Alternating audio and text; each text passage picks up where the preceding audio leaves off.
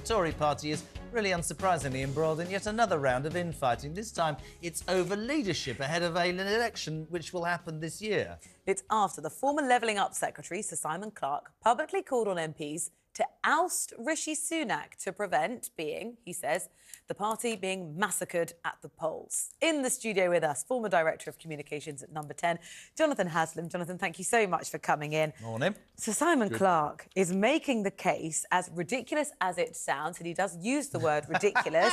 He says, my plan is not ridiculous. It would be ridiculous for the Conservatives to go to an election with Rishi Sunak as the leader because we'll be massacred in the polls.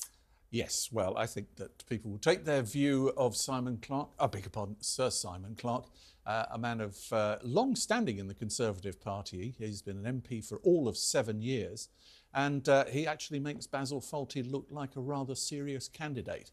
This is politics of the schoolyard, an absolutely pathetic set of circumstances that we see ourselves with Simon Clarke.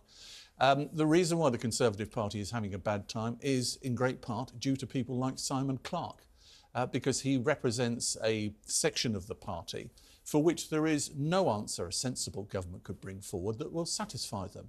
And while that is going on, the life of the party is draining away because of internal conflicts and a Labour Party that looks like it's halfway competent.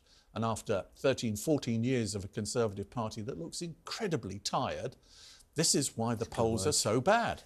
Can I just jump in? And I'm not, by the way, I think he's an idiot. And I think a lot of them nowadays don't really care about party loyalty. It's about the election. And I can say to my constituents, I said he wasn't good. I don't believe they can win the next election.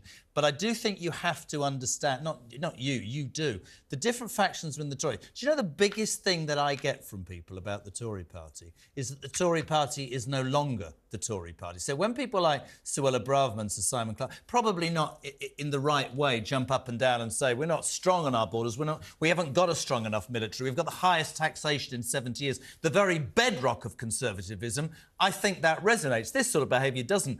But I think the Tory party over the last few years is not representative of the Tory values that we all grew up being told about. Yeah, there is much that you say there which I can agree with. I mean, particularly openness here. I mean, I've got a son in the army, so I've got a huge amount of support there for the army and for its resources, which are sadly lacking.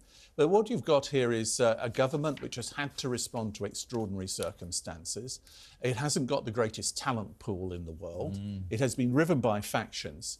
And you can see fascinating developments as things go forward, because what you have is a party here where actually on the right wing, and there's a fabulously elegant piece in the Times from Danny Finkelstein, who points out that where the Conservative Party is now is probably being run by an excessively ideological view, a dogma with which reality never quite accords, dreams that cannot be filmed, impatience with compromise, and a demands that are impossible of the leaders to deliver.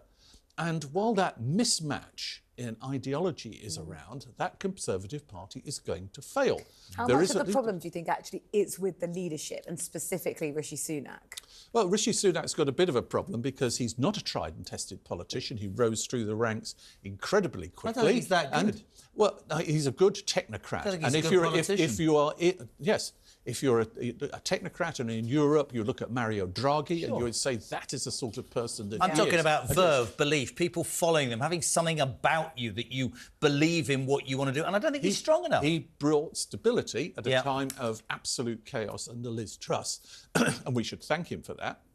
But he hasn't got an ideological base that you can identify, which is fascinating because people say exactly the same thing about Keir Starmer. You can't work out where he's coming from. But he's not helped, i.e. Sunak, by having all this ridiculous noises off, which are going to do nothing at all for any semblance of reality when they come to go to the polls. And the Are they toast? Are they toast? I think they're going to lose. The question is, do you lose by being wiped out, or do you hold on to a core of a party that can remake itself in opposition and not give Starmer 10 years, they might give him 5. Okay. And that's a big question. It's one that Simon Clarke is ducking. David Cameron, the Foreign Secretary, is making a trip to the Middle East. He's going to say, particularly about the situation in Gaza, we need a humanitarian pause. How much clout does he have? Not enough. Where Benjamin Netanyahu, the Israeli Prime Minister, is at the moment, he is going to carry on promulgating this war in the way that he's decided he has to, not least for the Israeli people, but also for his own political survival, which I think is absolutely correct in any case. But nonetheless, there will be no change. This is a Netanyahu who has said no and snubbed the United States, his biggest armourer. So David Cameron will say things with which we'd all agree, in a sense. Yes, of course we want humanitarian assistance to go into the people of Gaza.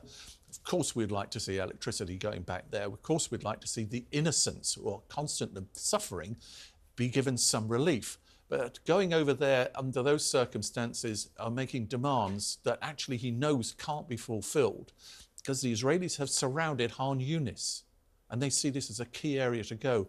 They aren't going to back off anytime soon, and it does unfortunately lose credibility. Yes, there are things that we want. We want the Israelis to be able to say that they defend themselves against that appalling massacre on October the 7th. But I'm afraid it's not going to work. It's going to take a lot longer to work through. Amazing as ever.